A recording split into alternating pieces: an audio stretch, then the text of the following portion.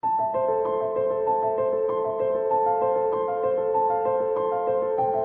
semana pasada continuamos viendo con nuestro capítulo 20 de Juan. Vimos que después de que Jesús había muerto, pues él fue llevado a la tumba.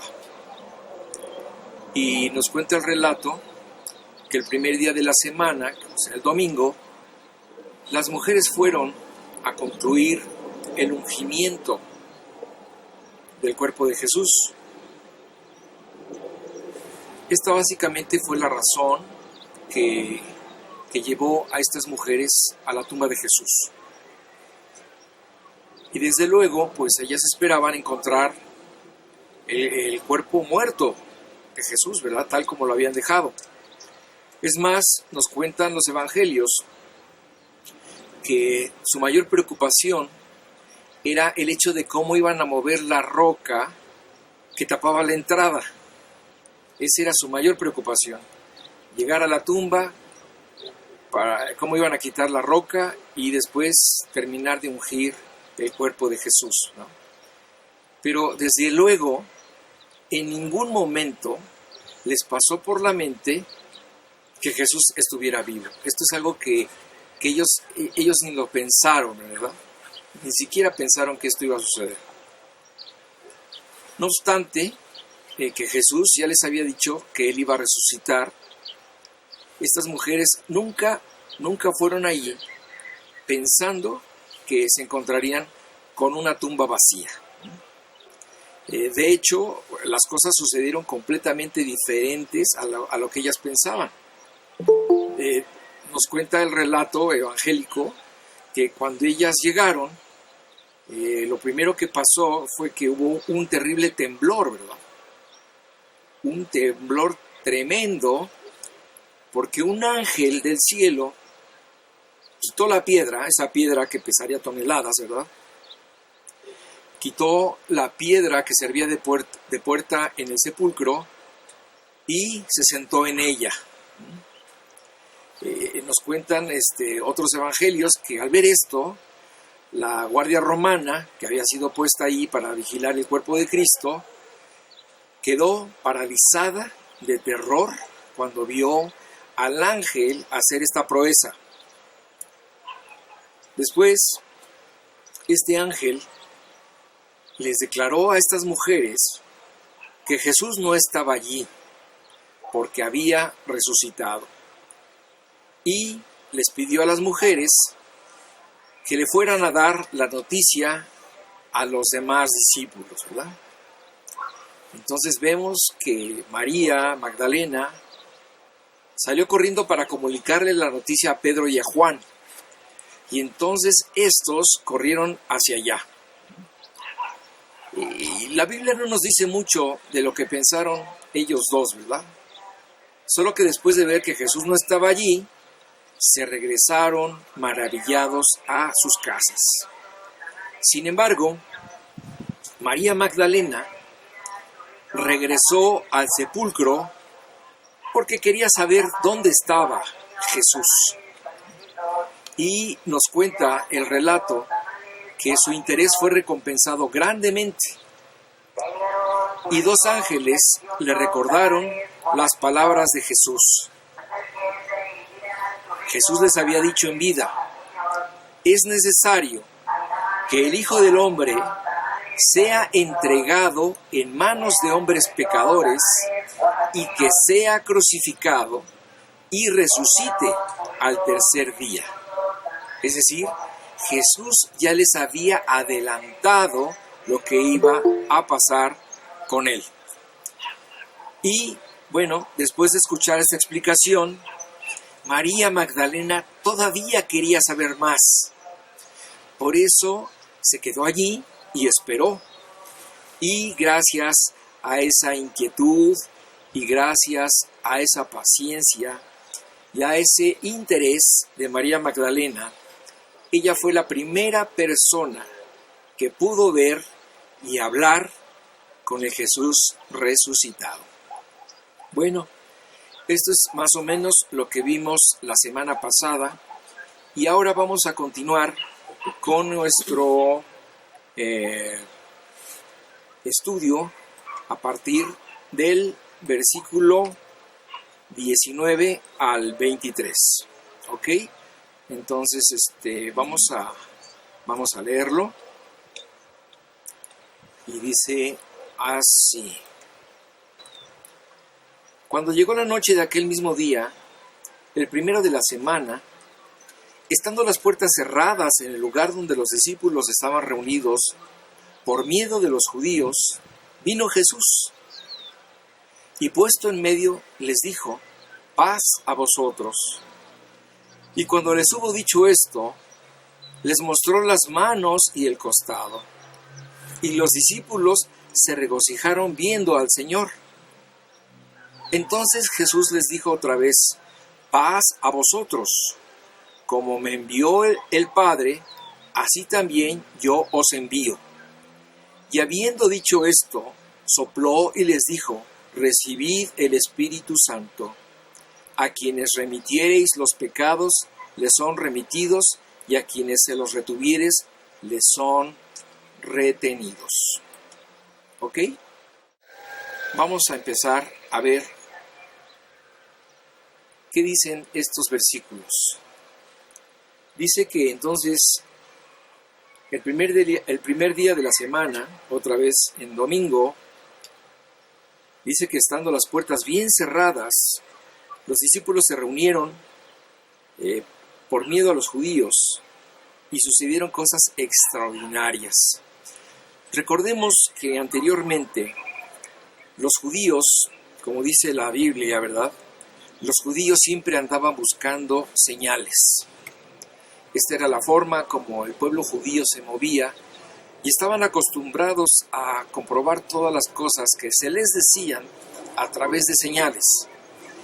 Y en una ocasión los judíos le pidieron a Jesús una señal para que Él les demostrara que Él era el Mesías. Y Jesús les dijo: ninguna señal les voy a dar, sino una sola. Y les dijo: como estuvo Jonás en el vientre del gran pez 3 días y 3 noches, así estará el Hijo del Hombre en el corazón de la tierra 3 días y 3 noches. Jesús acababa de estar 3 días y 3 noches en el sepulcro.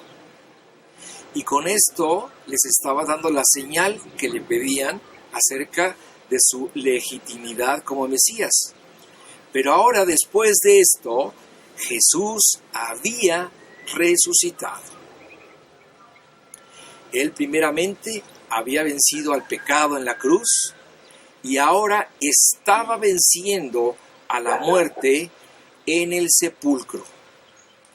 En estas condiciones, ¿verdad?, el Cristo resucitado se podía dirigir a la muerte, como dice Pablo en 1 Corintios 15, 55, se podía dirigir a la muerte y preguntarle: ¿dónde está, oh muerte, tu aguijón? Y en estas condiciones se podía dirigir al sepulcro y preguntarle: ¿dónde está, oh sepulcro, tu victoria? Es decir, el efecto de la muerte sobre Jesús fue nulo. Como dice Romanos 6:9, la muerte no tuvo poder sobre Jesús. Esta no lo pudo retener. ¿Dónde estaba, muerte, tu aguijón? Pablo, en el siguiente versículo, en el 56 de 1 Corintios 15, sigue explicando esta idea y dice que el aguijón de la muerte es el pecado. Por esta razón, siguiendo esta metáfora de Pablo, por esta razón entendemos que el pecado es como un aguijón venenoso que nos mata, porque todos hemos pecado. Pero Cristo en la cruz, según este relato, ¿verdad?, le quitó el aguijón a la muerte al pagar por nuestro pecado y por consecuencia le quitó el efecto y la letalidad a la muerte que estaba sentenciada sobre todos nosotros por haber pecado. La muerte quedó como un escorpión sin aguijón. ¿Y qué quedó? Pues solo un animal repugnante, pero sin peligro. De la misma forma, la muerte para Jesús fue un evento repugnante, pero ya sin efecto permanente sobre él. Ahora, ¿dónde está, oh sepulcro, tu victoria? Aquí vemos claramente que ni las paredes gruesas de esa cueva habilitada como sepulcro, ni la poderosa roca que tapaba la entrada, fueron suficientes para retener a aquel que estaba destinado para vivir por siempre. Entonces, aquí vemos cómo Jesús tiene la victoria sobre el pecado y después tiene la victoria sobre la muerte. Ahora bien, me dirás, pues esto estuvo buenísimo para Jesús, ¿verdad? Qué bueno que Jesús resucitó, pero a mí, en lo personal, ¿cómo me afecta la muerte y la resurrección de Jesús? Bien, la muerte de Cristo en la cruz y su victoria sobre ella vienen a ser para nosotros como una promesa extendida, porque Jesús dijo que todo aquel que creyera en Él también vencería a la muerte, y que todo aquel que creyera en Él también resucitaría un día para vida eterna, como lo podemos leer en Juan 11, 25 y 26. Dice así: le dijo Jesús, yo soy la resurrección y la vida.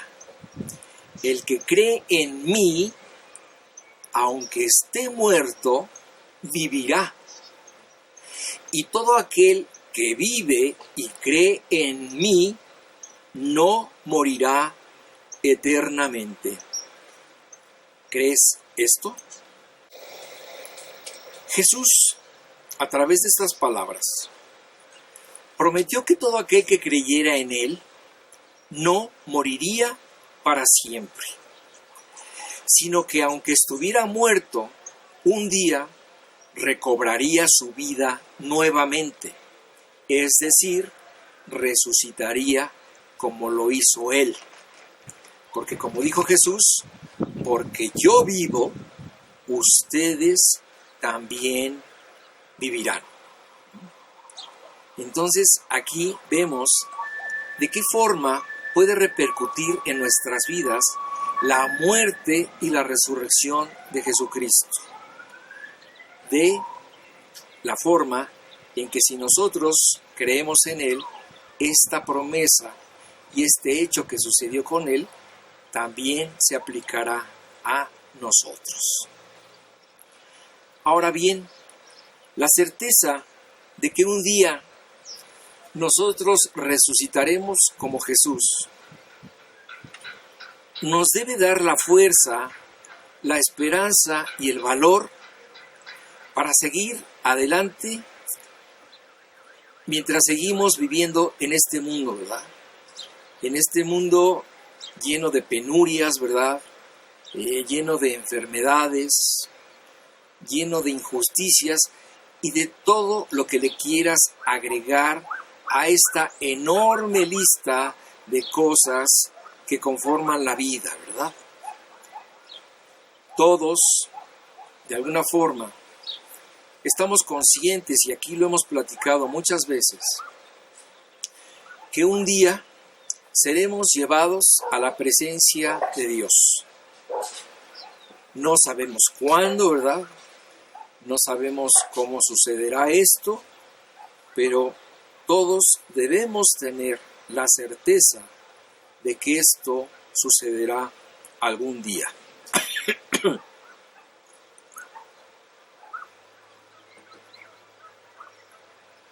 Yo cuando pienso en el día de mi partida, como todos creo, le pido a Dios una muerte rápida y sin dolor.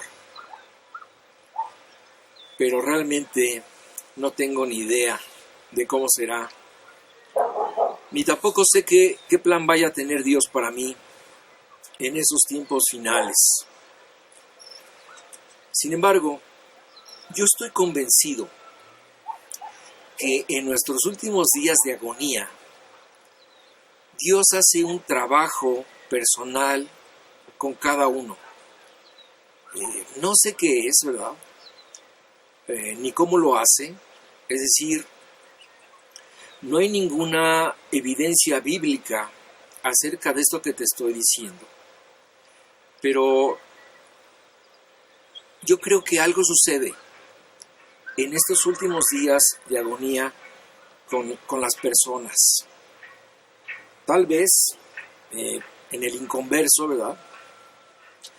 Dios en estos últimos días, en estas últimas horas, en estos últimos instantes, Dios empieza a tratar con el inconverso, ¿verdad? Y yo creo que le da una última oportunidad de que se convenza y que se arrepienta, ¿verdad? Y de que acepte a Dios en su corazón. Yo creo que este trabajo lo hace Dios así como el último chance, la última lucha que Dios emprende junto con el inconverso en el lecho de su cama, peleando los últimos respiros de aire, ¿verdad? Esforzándose para mantener su corazón vivo. Y yo creo que Dios hace esto con el inconverso como este último acto de misericordia y de piedad hacia aquel que quizás lo rechazó durante toda su vida. Y quizás en el caso del creyente, pues no sé, quizás le da una última oportunidad de aprender algo más, de purificarse, de arrepentirse de algo. No sé, como te dije, no hay una base bíblica para esto. Estoy especulando, no tengo la certeza de que esto suceda. Solo lo supongo, pues por las muchas muertes que me ha tocado ver en diferentes circunstancias, ¿verdad? Y en diferentes tipos de personas. Y yo sé de alguna forma que algo hace Dios con ellos en esos últimos días, ¿verdad? Yo no dejo tampoco de pensar en la propia experiencia que yo tendré cuando pase eso, ¿verdad? Y pues yo creo que mientras me llega mi día, pues trato de vivir mi vida lo más normal posible, ¿verdad? Serenamente, sin prisa por partir, ¿verdad? Sirviendo a mis seres queridos, trabajando para el Señor, tratando de crecer en la fe, pero al mismo tiempo en una espera tensa. Me imagino que mis últimas horas serán como ese niño que apenas puede concebir el sueño el 24 de diciembre, sabiendo que cuando abra sus ojos al nuevo día, se encontrará feliz abrazando a su padre, ¿verdad? Y abriendo los regalos que él preparó para él. Y es que el día que nosotros muramos y partamos a la presencia de Dios, ese día, cuando después de haber cerrado nuestros ojos por última vez, los volvamos a abrir, pero ahora en el cielo y en la presencia de Jesús, yo creo que nuestros ojos se van a abrir como nunca, ¿verdad? Y nuestra quijada se va a caer hasta el piso, ¿verdad? Los restos de incredulidad que hayan quedado en nosotros serán borradas completamente al ver el inminente rostro de nuestro amado y Salvador Jesucristo. y nuestro agradecimiento por Él será enorme. Me imagino el momento más emocionante de nuestras vidas, ¿verdad? El momento más esperado y a la vez el momento más increíble del que podamos nosotros tener cuenta. A partir de ese momento, cuando estemos allá en el cielo, en la presencia de Jesús, la alegría será nuestro estado permanente, ¿verdad? Y nos daremos cuenta a cabalidad de lo bondadoso que fue Dios con nosotros. Allá en el cielo, 1 Corintios 2:9, se cumplirá de otra manera, pero en toda su plenitud. Dice así este versículo: antes bien, como está escrito, cosas que ojo no vio, ni oído oyó, ni han subido en corazón de hombre, son las cosas que Dios ha preparado para los que le aman. ¿Te das cuenta? Estas son las cosas que nosotros vamos a ver allá en el cielo cuando estemos en la presencia de Dios. Y estas cosas que ojo no vio, ni oído oyó, ni han subido en corazón de hombre, serán las que Dios ha preparado para los que le amaron. Ahora bien, siguiendo con nuestro relato del Evangelio, capítulo 20, según estos primeros versículos, la noche de ese domingo en el que Jesús había resucitado, los discípulos se habían reunido a puerta cerrada, como dice el Evangelio, por temor a las posibles represalias de los judíos. Después de haber visto lo que le hicieron a Jesús, seguramente ellos estaban apanicados y se encerraron bajo todos los cerrojos en un lugar precisamente por temor a lo que pudieran hacerle los judíos. Ahora, había muchas cosas también que se tenían que platicar.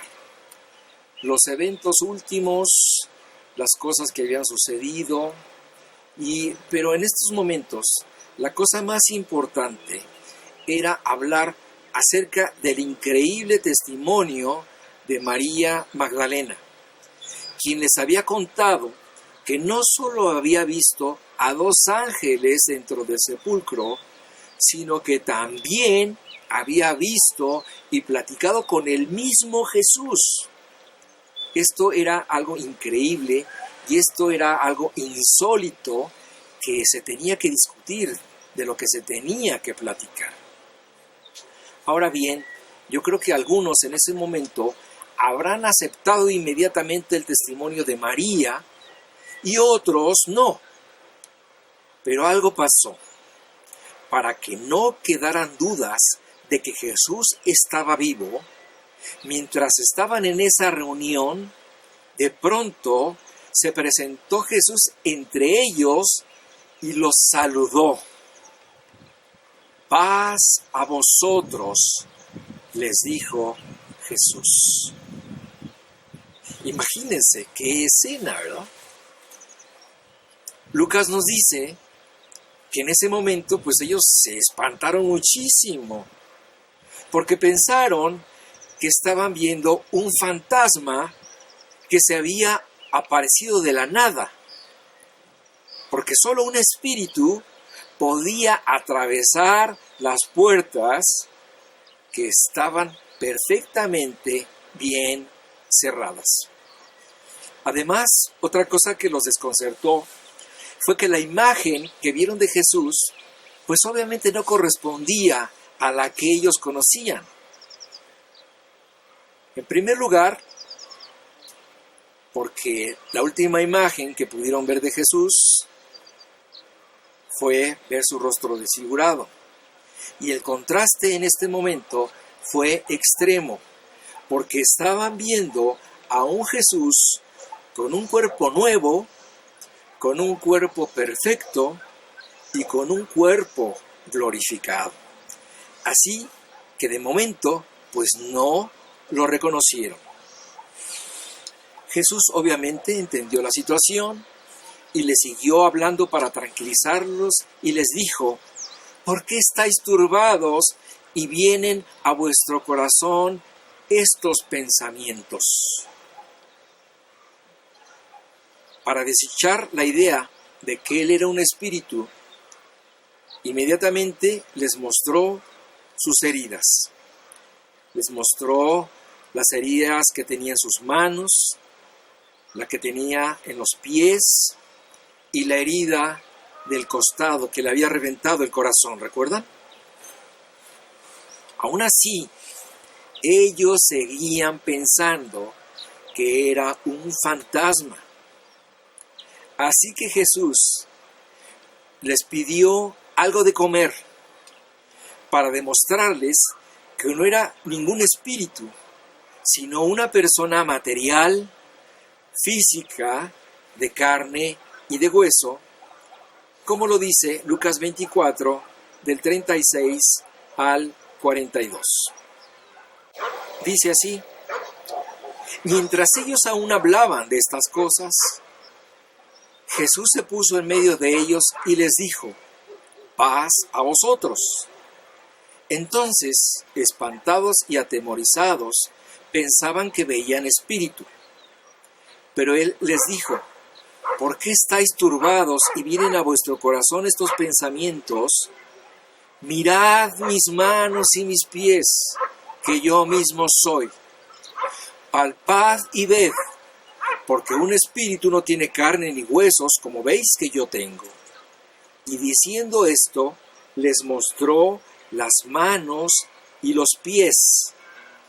Y como todavía ellos de gozo no le creían y estaban maravillados, les dijo: ¿tenéis algo de comer? Entonces le dieron parte de un pez asado y un panal de miel. Entendamos la situación, ¿verdad? Poco a poco, con lo que estaban viendo, con lo que estaban oyendo, el susto que tuvieron en un principio se empezó a convertir en un gran gozo, porque se convencieron de que el mismo Jesús que habían conocido antes, ahora estaba nuevamente en medio de ellos. Jesús les dijo nuevamente: paz a vosotros. Y en ese momento les dio una instrucción de vida. Les dio la instrucción que les acompañaría por el resto de sus vidas a todos ellos y a nosotros también. Les dio una instrucción clara y precisa y les dijo: como me envió el Padre, así también yo os envío. Esta instrucción era una forma breve de la gran comisión que está más detallada en Mateo 28, 19 y 20, que vamos a leer. Dice así: por tanto, id y haced discípulos a todas las naciones, bautizándolos en el nombre del Padre y del Hijo y del Espíritu Santo, enseñándoles que guarden todas las cosas que os he mandado. Y aquí yo estoy con vosotros todos los días hasta el fin del mundo. Amén. Debemos entender que esta es una orden que desde ese día en la que Jesús les dio, Dios mismo le ha dado a todo aquel que crea en Él. Es decir, así como un día Dios envió a su Hijo para dar a conocer al Padre, ahora Jesús nos envía a nosotros, los que hemos creído en Él, para que los demás también conozcan a Jesús por medio de nosotros. Este es el gran trabajo que Dios le ha heredado a todos sus hijos. Es decir, el privilegio de contarles a otros la historia de la cruz. Esta es la gran responsabilidad de todo aquel que ha encontrado la salvación. El hecho de compartirla con aquel que dice la Biblia que está muerto en delitos y pecados. De la misma forma como lo estábamos tú y yo antes de recibir el perdón de Dios, y como lo declara Pablo en Efesios 2, versículo 1 y 2, y que dice así: y Él, hablando de Jesús, os dio vida a vosotros cuando estabais muertos en vuestros delitos y pecados, en los cuales anduvisteis en otro tiempo, siguiendo la corriente de este mundo, conforme al príncipe de la potestad del aire, es decir, Satanás, ¿verdad?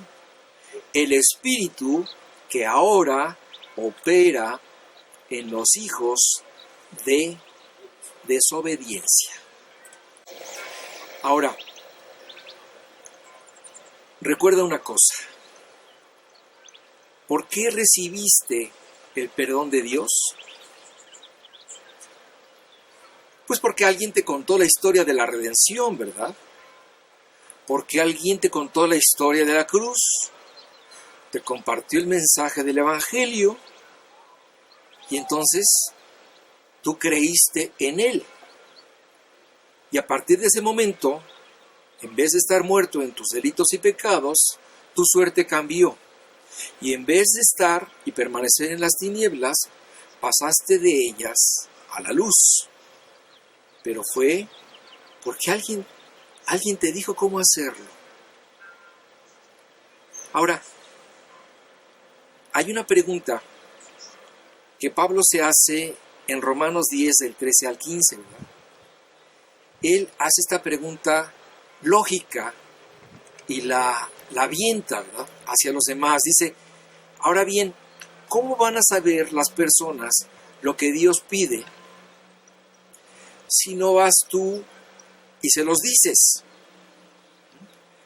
Como te dije, esto está en Romanos 10, del 13 al 15. Y dice así: porque todo aquel que invocare el nombre del Señor será salvo. Ahora, ¿cómo pues invocarán a aquel en el cual no han creído? ¿Y cómo creerán en aquel de quien no han oído?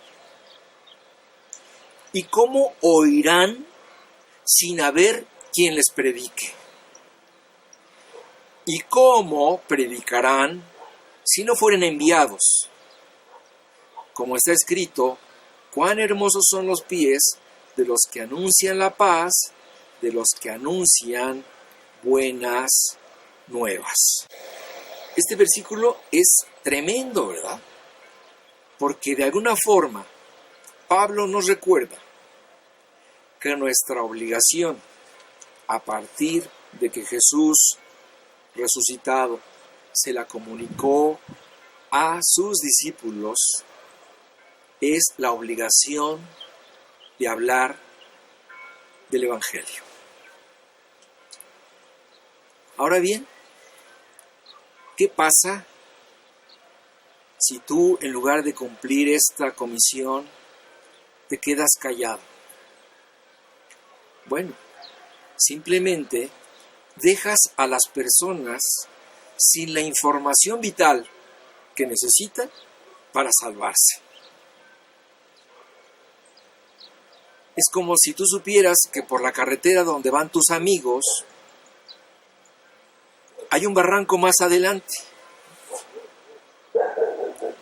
y tú no les dijeras nada. Y que aún sabiendo que hay otro camino por el que pueden ir en forma segura, tú te quedarás callado. ¿Te parece justo? No. Tampoco a Dios le parece justo que tú te quedes callado. Por esta razón, la Biblia dice que un día Dios te va a pedir cuentas por tu silencio. Y en la Biblia se nos da un ejemplo de esto. En aquellos tiempos del profeta Ezequiel, dice la Biblia que Dios le dijo a Ezequiel que fuera a hablar con el pueblo de Israel, porque Dios estaba pensando hacer un juicio sobre su pueblo. Y le dijo a Ezequiel: ve y explícales, habla con ellos para advertirles acerca de lo que les puede suceder.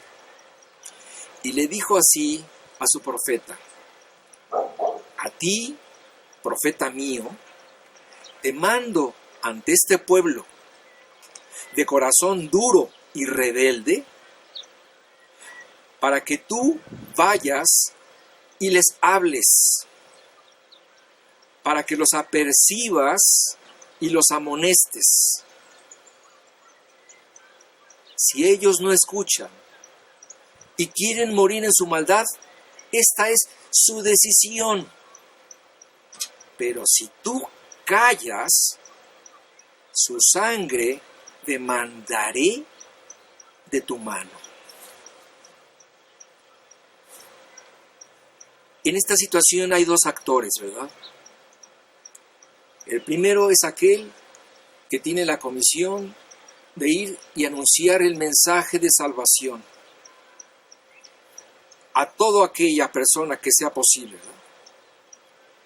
Y el otro actor es aquel que recibe el mensaje y decide acerca de lo que está escuchando.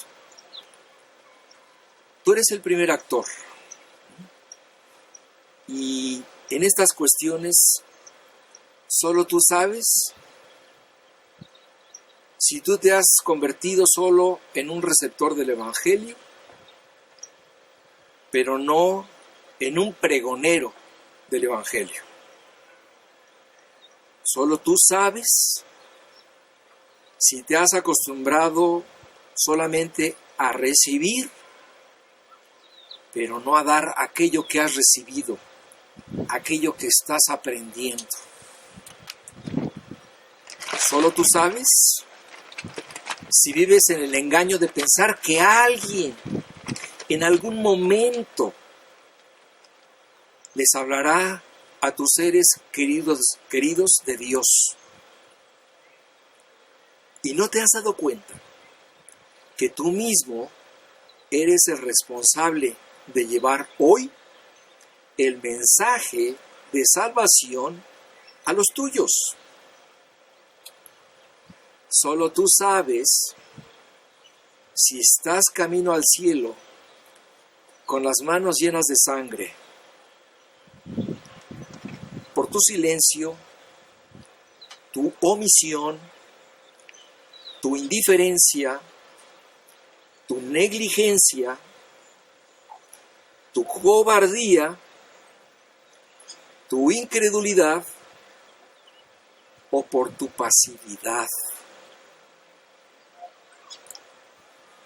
Dice este versículo que te leí: si ellos no escuchan y quieren morir en su maldad, esta es su decisión. Pero si tú callas, su sangre demandaré de tu mano. Si estás captando la importancia de esto, te estás dando cuenta de la gran responsabilidad que Dios ha puesto en ti. Te estás dando cuenta de que realmente tú tienes algo muy importante que hacer y que quizás no lo has hecho y estás esperando no sé qué cosa para poderlo hacer. ¿No te das cuenta que los tiempos están corriendo en una forma extremadamente rápida? Julio para mí fue un parpadeo y ya está terminando. Las personas siguen muriendo. Las personas se siguen yendo al infierno. Y tú tienes la respuesta y la solución para que esto no suceda. ¿Sabes qué? Yo muchas veces oro en estos términos. Dios tenga compasión de nuestra indolencia.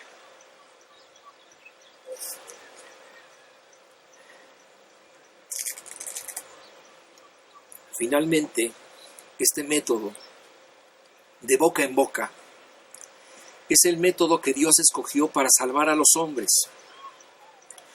Y ni tú ni nadie lo puede cambiar. Dios les habla a los hombres por medio de otros hombres que ya conocieron a Dios y que ahora abren su boca para predicarles el mensaje de salvación a aquellos que aún no lo conocen.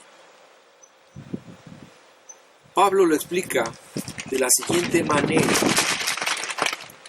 en Tito 1, del 1 al 3. Vamos a leerlo. Dice así: Pablo, siervo de Dios y apóstol de Jesucristo, conforme a la fe de los escogidos de Dios y el conocimiento de la verdad, que es según la piedad, en la esperanza de la vida eterna. Dice, la cual Dios, que no miente, prometió desde antes, desde el principio de los siglos. Y a su debido tiempo manifestó su palabra por medio de la predicación. Aquí Pablo está diciendo que en el tiempo que Dios escoge para las personas, Él manifestó su palabra por medio de ¿qué? De la predicación. Y dice, Pablo, consciente de esto, que me fue encomendada por mandato de Dios nuestro Salvador.